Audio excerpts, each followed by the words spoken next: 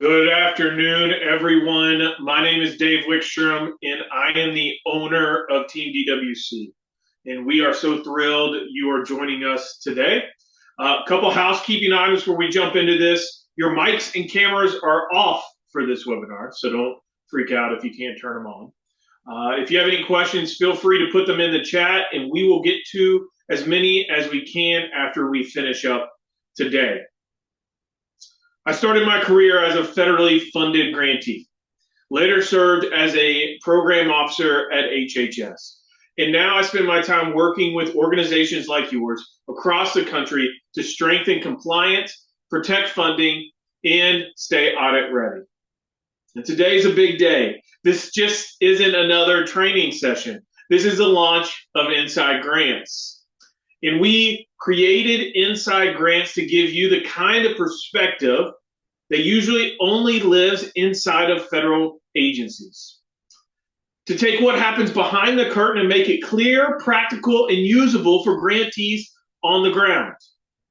And there's no better place to begin than with the shift from 45 CFR 75 to 2 CFR 200 for HHS grantees. And this change is massive. It's not just a different citation on paper. It's going to reshape how billions of federal dollars are going to be spent, tracked, and safeguarded. Oversight is tighter, the rules are converging, and the risk for organizations like yours, the risk just went way up. That's why this conversation matters. That's what we wanted it to do when we launched Inside Grants right here on this topic. So, before we dive into the rules a little bit, I want to share a little bit about who we are at Team DWC and why we built this. When I launched DWC in 2020, it was because I had seen both sides of federal grants, inside the agency and outside as a grantee. And I knew there was a better way to support people than vague memos and, go figure it out yourself. Right? Since then, we've partnered with 231 nonprofit organizations, 147 federal agencies training their employees on how to do federal grant management. We've delivered more than 850 trainings to 15,000 unique participants, being grantees, nonprofit leaders, and federal staff. And we've helped states distribute more than $10 billion in federal funding, not just moving money, but making sure it was spent in full compliance with federal rules. $10 billion distributed the right way. That's the scale of what's at stake and the kind of work we stand behind. But the real story of DWC is what happened recently. Just a couple months ago, I'm sure you saw on the news, reductions in force swept through HHS and other federal agencies. Some of the best leaders, the people who literally wrote the playbook on federal grants, were suddenly out without a job. So I went and recruited them because that knowledge should not disappear, because grantees like yourself deserve to have it on their side, and because we still care deeply about the mission behind these programs. And that's what Team DWC is, a group of former federal leaders and compliant experts who now stand with you, the grantees, to make sure your programs succeed. Now let's talk about who's with you today. I'm going to keep my part brief, but as I've mentioned earlier, I started as a federally funded grantee, executive director of a Center for Independent Living. I later served as a program officer at HHS, and over the years I've evaluated hundreds of federal grants and worked with organizations to strengthen compliance and audit readiness. But the person I really want to highlight is my co-presenter, Dr. Scott Moore. And Scott most recently served as the Director of Grants and Acquisitions Management at HHS in the Office of Assistant Secretary for Health. In that role, he oversaw major compliance and acquisition functions and helped shape the federal approach to grants and oversights. Before that, he worked in the Office of Inspector General at the National Science Foundation, which gave him a pretty unique perspective on accountability, enforcement, and the risk grantees face if systems are not strong. if that wasn't enough, on top of all of that, right? Scott was a federal contributor to the most recent updates of 2 CFR 200. In other words, he just didn't read the rules, he helped write them. So I'm thrilled to have him here today because you're just not going to hear theory. You're going to hear directly from somebody who's shaped federal policy, enforced compliance, and knows exactly how these rules will impact you in practice. So before we throw it over to Scott, I want to show you the eCFR for 2 CFR 200. The link will be in the chat, and I encourage you to bookmark that. This is the official updated version of the rules. It's where you go if you want to see the exact language, and it's a resource you should get comfortable with. Couple quick tips. You're going to see the search boxes at the top. Don't use those search boxes or the one in the middle. Those search across the entire code of federal regulations and federal government, and you'll end up lost in parts of the government you did not even know existed. Trust me, don't do it. Instead, if you are in the eCFR, use Control F if you're on a Windows or Command F if you're on a Mac. That way you can find exactly what you're looking for inside of 2 CFR 200. Also, you should pay close attention to the table of contents in the headings, the headers, right? They'll help you learn how the regulation is organized, and once you know where things live, it gets much easier to navigate, I promise you. And one more thing to note, we're going to be offering a full training on multiple things, and that will include the CFR in the beginning of Q1 of 2026. So make sure you keep an eye out on that. So that's it for me right now. You'll see me at the end of this again, but I'm going to go ahead and throw it over to Dr. Moore. Go for it, my man.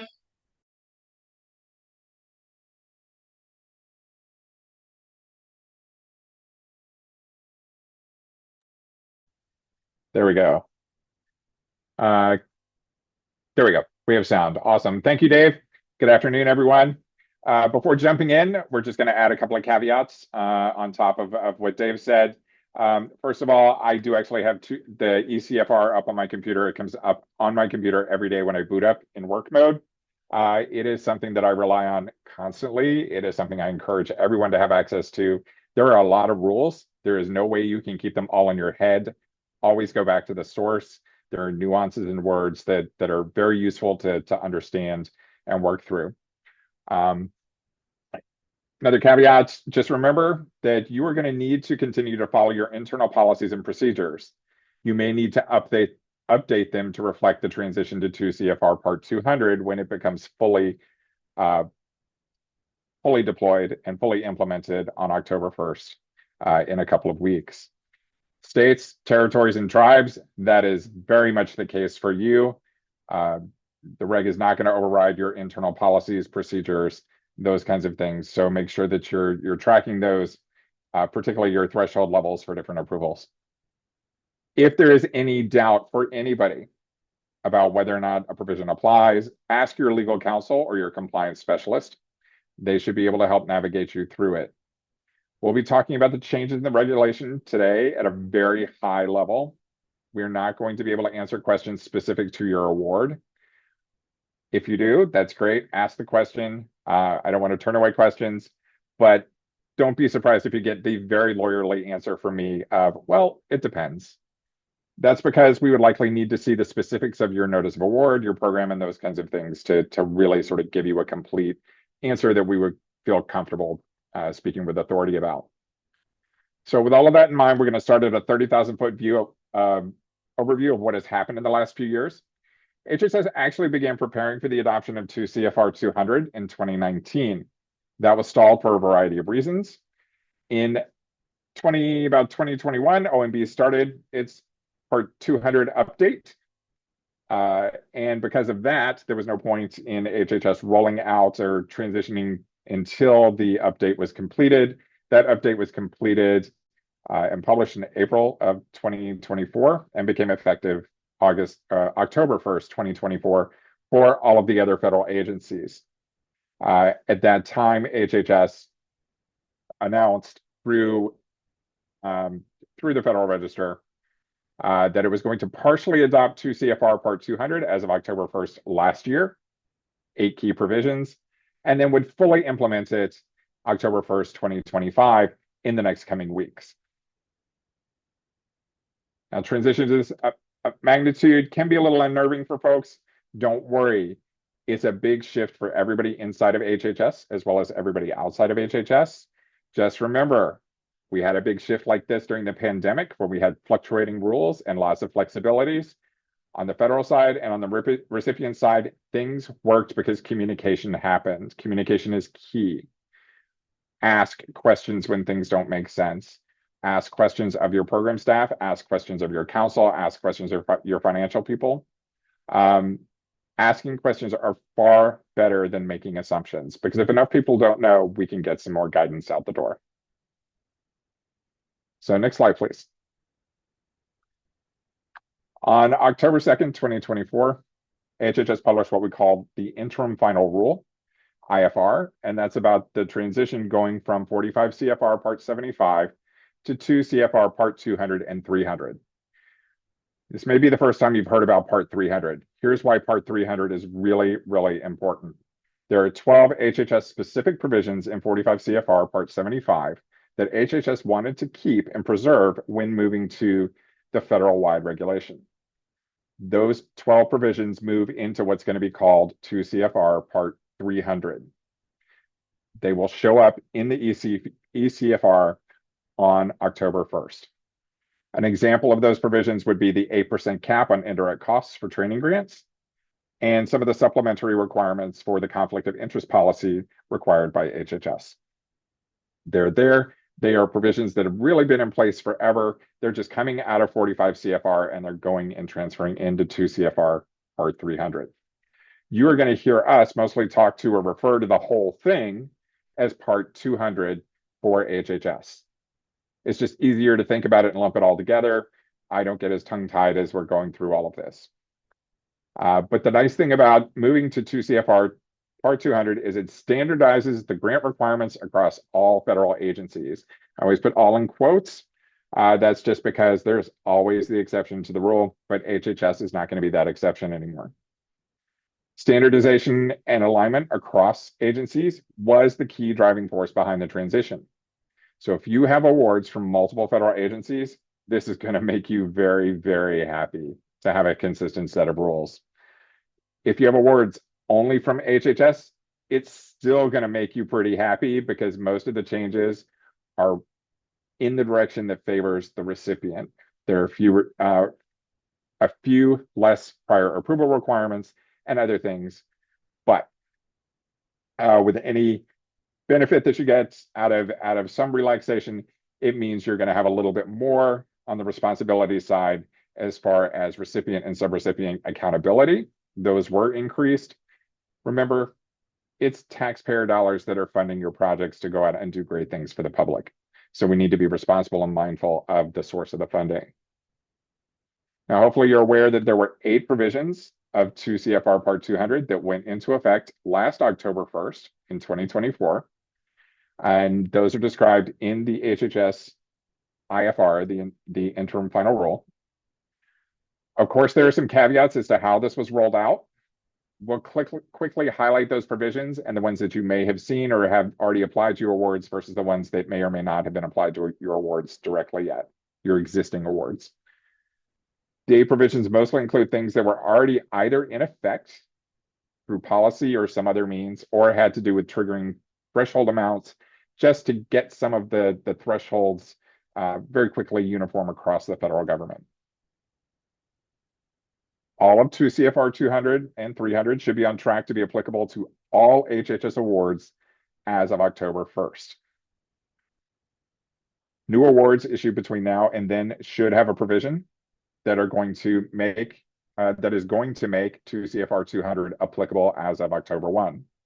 If you've had a notice of award awarding funding in the last 12 months or so, you probably have a provision letting you know that there will be a change as of October 1 on that award, making the new reg applicable. If you had a continuation award, that's included in that. However, in recent conversations with folks at HHS, we recently learned that this wasn't done consistently across all of HHS. So the bottom line, always look at your notice of award. That's going to be your key. Incorporated into your notice of award is the HHS grants policy statement. We also know that this is being revised and updated to reflect the change in the reg. As all the things sort of cascade and update, just be mindful that there may be contradictions that appear occasionally, and that you need to ask really to get clarity as to which are applicable at the time. What we can say for sure about all of this transition piece is nothing applies backwards. We don't apply regulation changes retroactively. That's pretty much a given. That's pretty much standard procedure. So nothing is going backwards. Everything is looking forward. So read your notices of award, monitor the HHS grants policy statement, and it's just good practice to remind yourselves of your obligations periodically. If it's unclear in your terms and conditions, we strongly recommend contacting both the program officer and the grants management specialist assigned to the award. You will find their contact information on the notice of award on page 1, the left-hand side, the bottom 2 boxes. Send an email copy to both of them with your question, or use the grant message feature if you're a Grant Solutions user, and that will notify even everybody assigned to the grant. Generally, it takes both halves of the grants management side, the grants management specialist, as well as the program office to answer some of the questions. So always a good practice to ask both of them and get that answer in writing, because getting that answer in writing means you have it in writing if you need it when the auditors question you about it later on. All right. So what went into effect on October 1st, 2024? Changes to the micro purchase and simplified acquisition thresholds, specifically how they can be modified. Now, these are customarily set in alignment with something called the Federal Acquisition Regulation, or the FAR. So the FAR sets the micro purchase threshold at $10,000. So you don't need to use the competitive process necessarily up to $10,000. It's something that can be done on a credit card, those kinds of things. What 320 allows a grantee to do is to increase the micro purchase threshold to $50,000 if certain requirements are met. The key is you need to document those requirements, and it needs to make sense according for risk for your organization. The simplified acquisition threshold, again, is a very similar idea. It can be altered. In this case, it can be reduced. It can't be increased, but it can be reduced. And this typically happens in states, territories, and tribes, reduced from the FAR threshold amount of $250,000. So if you think about it, anything from 0 to 10,000 would be a micro purchase. Anything from 10,000 to 250 or some other number in between them is your simplified acquisition range. Otherwise, it's full competition, anything above the simplified acquisition threshold. Now, the closeout part of the reg has also been updated. This is one that I was very keenly interested in seeing. HHS offices had, before the change, even before the IFR, been previously authorized under policy to allow for you, the recipient, to take 120 days to submit your closeout documentation. 45 CFR 75 said 90 days. The IFR made it official for all of HHS to use the 120 days. However, there are some new features in this section of the reg. Basically, your subrecipients now have a timeline, and they must submit to you their closeout documentation within 90 days, and they must liquidate their cost, meaning they must give you all the invoices and everything so that they can be paid within the 90 days. So everything reporting and liquidation of costs for subrecipients is still on the 90 days.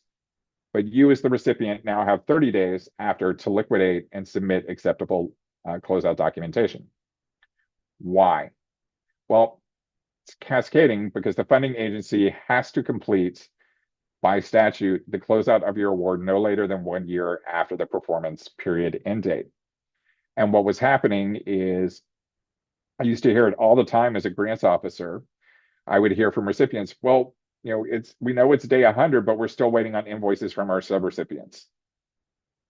The reg now gives you the teeth to get your subrecipients' attention and to tell them get it in on time or don't get paid.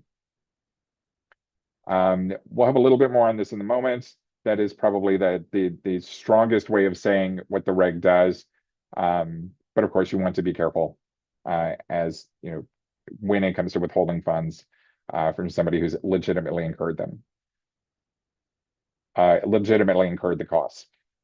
Now, the next few of these are a little bit more straightforward and really go to how indirect costs are calculated and to some more changing thresholds and definitions. Now, with respect to any changes to an indirect cost rate on an existing award, you need an amendment or a new notice of award to amend your approved budget. This approval would come definitely through a new notice of award signed by a grants management officer. And if approved, you could claim indirect costs now up to the first $50,000 on each subaward. Or you could change your de minimis indirect cost rate to the increased amount of 15%. So it went from 10% to 15%. It's important to know these changes would be at the discretion of the awarding agency. I can tell you in the last year that I had worked on it, and none of my grantees had come to me to ask for an increase on the de minimis rate. They were just waiting for the next round of the continuation awards. But again, had they come to us, we would have had that negotiation or discussion about changing their rate. So threshold-wise, equipment and supplies are something that you have to report at the time of closeout. The threshold for reportability has increased for both of those from $5,000 of equipment or $5,000 of supplies to $10,000. So that should reduce some of the reporting burden at the end of your project. Fixed amount subawards can now be made up to $500,000. Previously, it was $250,000, but they still require prior approval of the agency to enter into fixed amount subawards. And the threshold for triggering the single audit requirement used to be $750,000 of expended federal funds within a year would trigger the requirement for the single audit. That has been increased to $1 million. I've kind of alluded to this, and it sounds like I sound like a broken record about this, but depending on how your award office handled this, your grants office handled this, your notice of award may have been updated for October 1st for the changes that occurred on October 1st, 2024, and encompassing this first round of changes. Alternatively, you may have received a memo or other notice telling you how to apply those changes to your existing award. In the case of the awards that I oversaw, we had always had a term in our awards that made the most current version of the regulation always applicable to the grant, so that if there was a change in regulation during the course of the performance period, the change would automatically take effect. So ours were handled primarily by memo, with the caveat that indirect costs would have to be renegotiated. I don't believe that happened in the majority of HHS offices. It's one of those things. Check your award file, your online award file, to see whether or not there's anything in there that gives you any guidance. If neither happened or it's difficult to tell, again, take advantage of contacting your agency contacts, both the GMS, the grants management specialist, and the program officer, and ask them questions. Make sure you get that answer in writing. Next slide, please. Moving on to what's going to happen in a couple of weeks on October 1st for the full adoption. What you're going to see in 2 CFR 200 when it's updated or when it's adopted is more direct language about your responsibilities to monitor your subrecipients. There is a specific requirement now for financial reporting, for you to collect financial reporting from your subrecipient. Because it is a requirement of the grant, it most likely requires you to use an OMB approved form. An OMB approved form means that it is a form that has been reviewed and determined not to be burdensome under the Paperwork Reduction Act.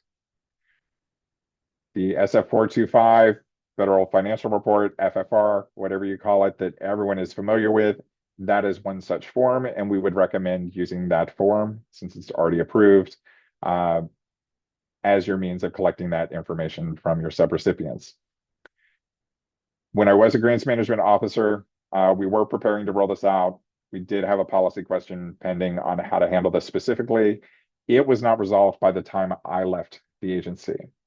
And I have not heard yet as to how that was officially settled. But again, we're still recommending using the SF425. This helps because subrecipients are now required to use the same certification that you do whenever you're applying for funding, requesting payment, or providing financial reports. So the subrecipients, whenever they're doing those activities, coming to you to apply for funds, requesting payment from you, or providing financial reports to you, have to provide the same certification statement. And you will want to watch for that. If you're using SF425, it's already built into the form. Part 200 does have a lot of new clarifying language. This is part of the plain language effort. And a lot of it relates to the distinction between subrecipients and contractors. This can be a little bit of a muddy gray area. A lot of folks look to the mechanism, whether they're giving a subaward or a grant or subaward or a contract. But really, when you read the rules now, the new rule, it really is more about it's really more about the purpose of the award to the subrecipient or contractor and less about the legal document you use for the arrangement. You can use a contract to award a grant-like activity. Even the federal side, we can do that. It's just typically not done in HHS.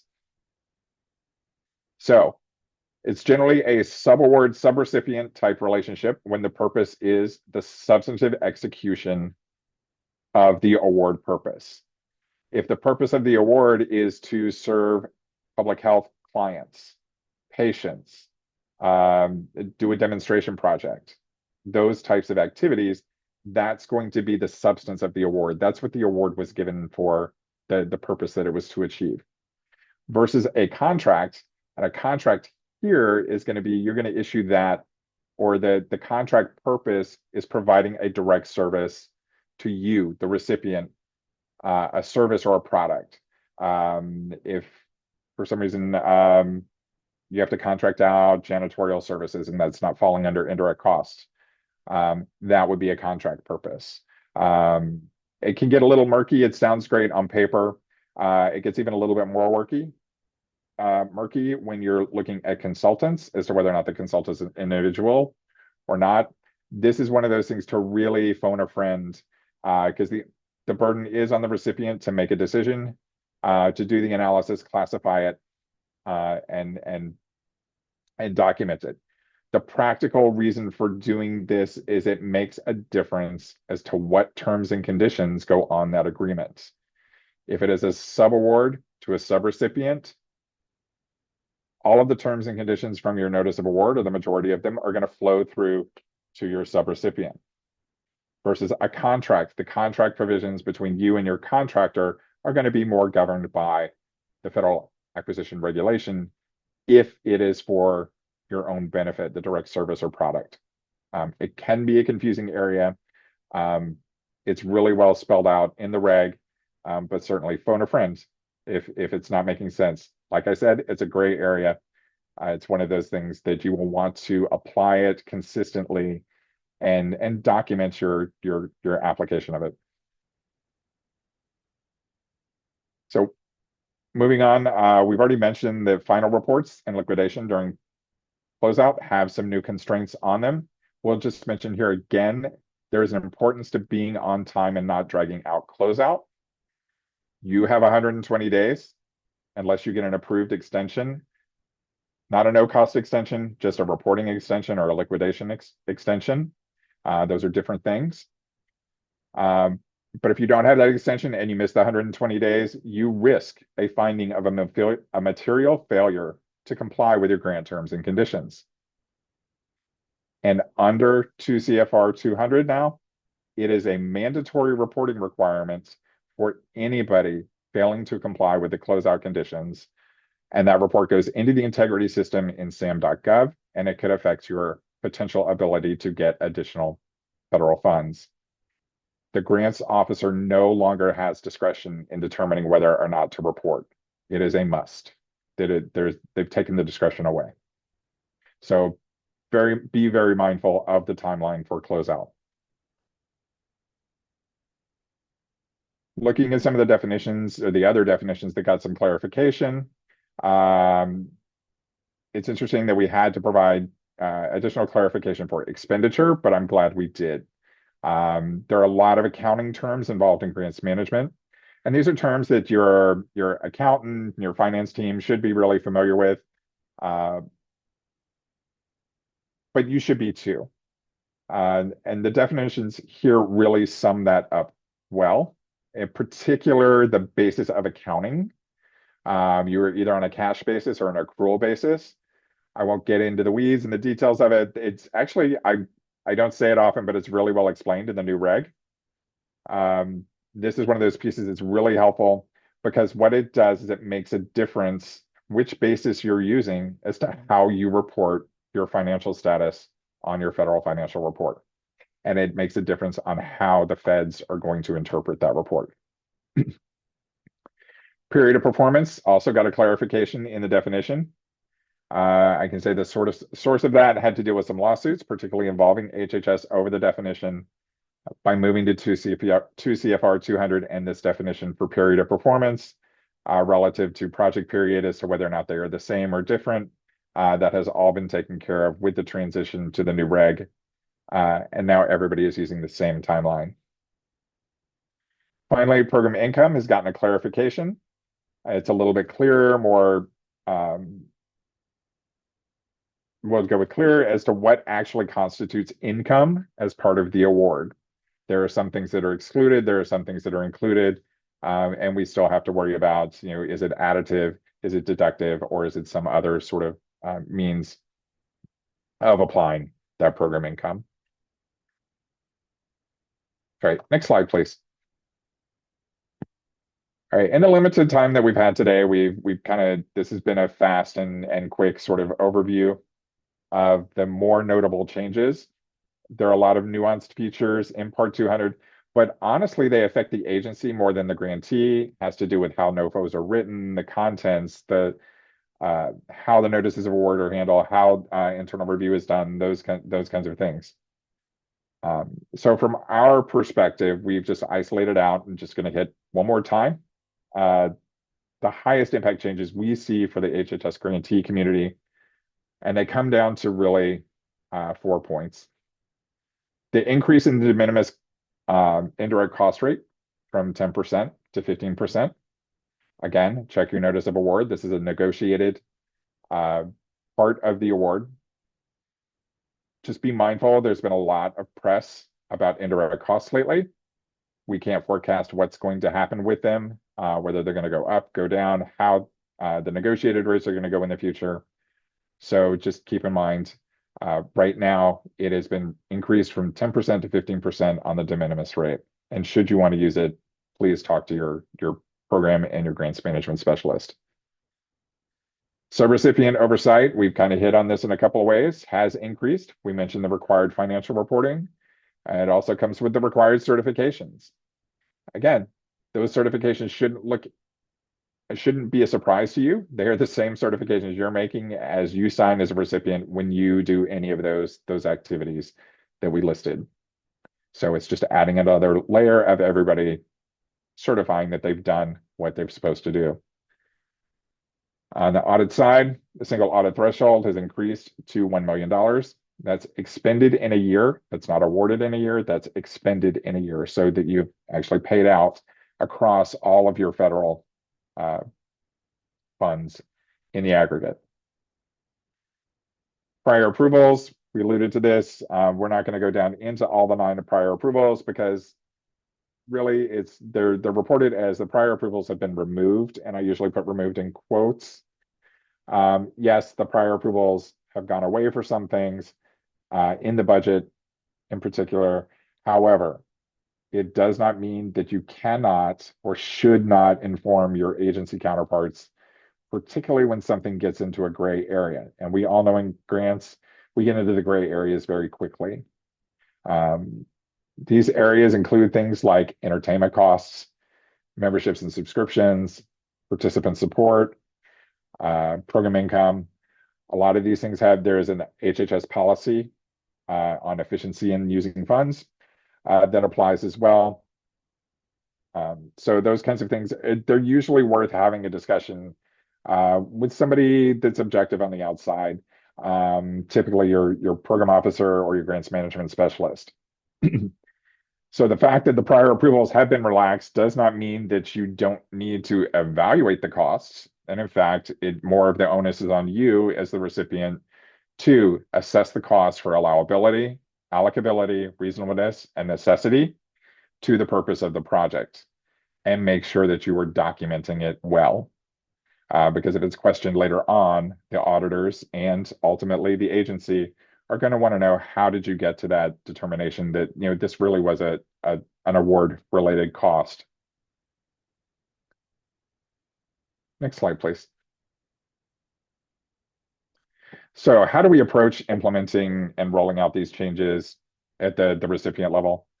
Well, don't look at it as anything other than this is an opportunity to improve and follow best practices in your compliance space. Treat this as a reset point and an opportunity to review and update materials. I can tell you for a fact, when your internal controls are being reviewed by an auditor or an investigator, and there's a reference to an outdated regulation, they're going to notice, they're going to pick up on it, they're going to seize on it, and it's going to get mentioned. You want to make sure that things are up to date. But also modernize your policies and procedures. Does it actually represent your current workflow? Have you integrated technology that you didn't have before? Particularly in the procurement and the subrecipient policies and procedures, you want to make sure that you're keeping those up to date. Pay close attention to your closeout processes now, because there's a consequence for not meeting your deadlines. All of these things circle up around record retention and internal controls. Those are all just bound up together, and you want to make sure that you've got your records, you've got your documentation, and that your internal controls are putting in the appropriate stops in all of the places that they need to be. All of it means nothing until you take the time to update your staff on new rules and the application of the new rules to policies and procedures. Don't just rely on word of mouth. I can't tell you how many times I've gone into an organization and it's just like, well, so-and-so told me and they told this person, and get everybody together, have some training, make sure that everybody is working consistently in the application of the rules. All of these really build up into proactive steps that build up your compliance. They'll go a long way to minimizing any negative findings on audits, or worse, any court decisions that might result from a mistake or a misstep. Things like the federal sentencing guidelines actually look at your compliance and your how are you keeping up? Are your policies consistent? Are they up to date? Are you taking the time to train your staff? So a little bit of prevention is worth many more times the dollars of a mistake. So, and with that, I will send it back over to Dave. Thanks, Scott. So we've covered a lot today. We've covered what's changing, why it matters, and what risks look like if organizations don't get ready. But here's the good news. You knew it was coming. You don't have to tackle this alone. We're here at Team DWC, and this is what we do every day. We come alongside grantees and make sure they're not just checking boxes, but building systems that can actually withstand federal review. That means customized SOP reviews, updates, taking your policies and aligning them with 2 CFR 200, as Scott said, so you know you're on solid ground. It means hands-on training for your staff on things like reporting, procurement, indirect costs, making sure people actually doing the work feel confident. It means audit readiness support as well, preparing files and practices so that when a federal review comes, you're not scrambling. And it means ongoing technical assistance, real-time coaching when those compliant questions pop up that can't wait until the next training. Bottom line is this. We've been on both sides of this world. We've lived it as a grantee. We've enforced it inside of federal agencies. And now we're here to make sure you succeed. Before we move into questions, I want to get you excited about what's coming next in the Inside Grants series. On October 1, we're diving into the world of the federal budget process with Nick Fox, who served as ACL's budget director at HHS. So if you've ever wondered how the federal budget really gets made and what it means for you, well, Nick's going to pull back the curtain a little bit on on who does what, when decisions are made, and how the process has shifted in recent years, and what the proposed FY26 budget means for the aging and disability network specifically. You'll walk away knowing how to connect those big federal numbers you see directly to your own programs and planning. So definitely you don't want to miss that one. On October 8th, we're tackling one of those big trouble spots in grants management, the SF 425. Mistakes on this form cause more headaches than almost anything else. That's why we brought together two incredible experts, Dr. Karina Stiles, former director of the Office of Independent Living, and Aaron Taylor, former ACL Supervisory Grants Management Specialist. Together, they bring both the program and the fiscal perspectives, and they're going to break down what each section really means, how to avoid most common errors, and why accuracy here actually strengthens kind of your whole grants management systems. All right, Karina and Aaron are going to show you how to get this form right. So mark your calendars, October 1 and October 8. These are going to be incredibly valuable sessions. If you go to Team DWC /Inside Grants, you'll see the whole list, but those are the two that are coming up today, or coming up soon, excuse me. If something in today's session resonated with you and you'd like some support, the next step is going to be pretty simple. Head over to our website and click on Work With Us at the top. Fill out that short form, and once you do, myself or somebody from our team will be in touch to talk you through your needs and how we can help. We'd love to partner with you, whether it's aligning policies, training staff, or getting ready for an audit. So we're definitely here for you. Just fill out that form. So drop your questions right here in the comment box. If you have any questions, we'll work through as many as we can. If we don't get to yours, don't worry, the next couple of days, you're going to get a follow-up email from us. It'll include key links we talked about, plus some resources to help you take the next steps with confidence. We really don't want this to be a one-off session. We want you to walk away with the tools you can use right away. So any questions? We are available. We'll give it a minute.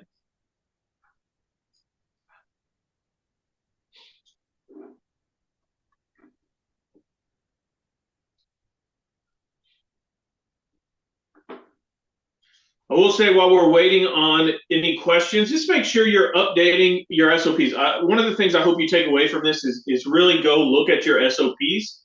Make sure that they are, especially if you're HHS grantee, make sure you're changing any citations and making sure that the flow, as Scott kind of said, of how you actually do the work matches what your SOP said. This is a heck of a time to do a kind of a reset on this. So yeah, so we got one question here. Will the changes be published anywhere prior to 10/1? So the changes to the reg are already published. So what HHS is doing is adopting something that the rest of the federal government adopted last year. So when you go into the ECFR, the most recent version will come up for 2 CFR Part 200. In fact, Dave, if we could go back to the screenshot that you had, I can show you guys a cool trick. It's one of my favorite parts is if you see up right in the upper right corner, right under where it says Title 2, you'll see in the pale blue bar, it says View Historical Versions. And on the left-hand side, you can still see on the menu bar, it says Timeline down at the bottom.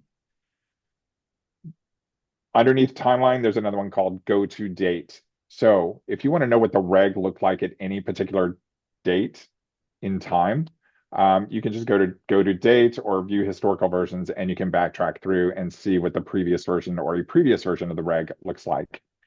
But what the National Archives does and the Government Printing Office is on the day that a reg becomes effective, they will update the ECFR.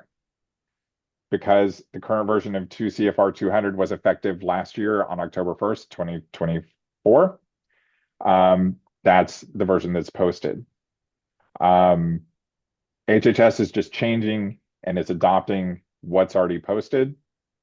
If we had up on the screen part 300, you'll see that part 300 is not populated yet because part 300 is not effective yet. It won't be effective until October 1 in a couple of weeks. On that day, the reg will populate in that section. So they do a very good job of making sure that the most current version is what's visible on ECFR all the time.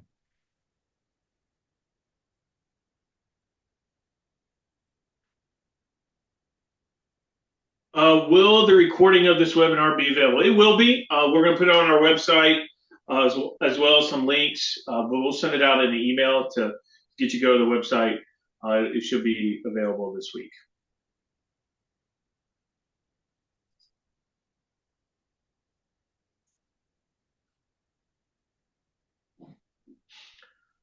All right. If we don't hear any more questions, we'll give you 11 minutes back to your day. Right? How often do you get out of a webinar early? So you got it. If you have any questions, feel free to reach out to us. We'll be around inside grants at teamdwc.com. Will there be a CPE? Good question. We are working on that currently, not for this one, but hopefully in 2026, we're going to start being able to offer them.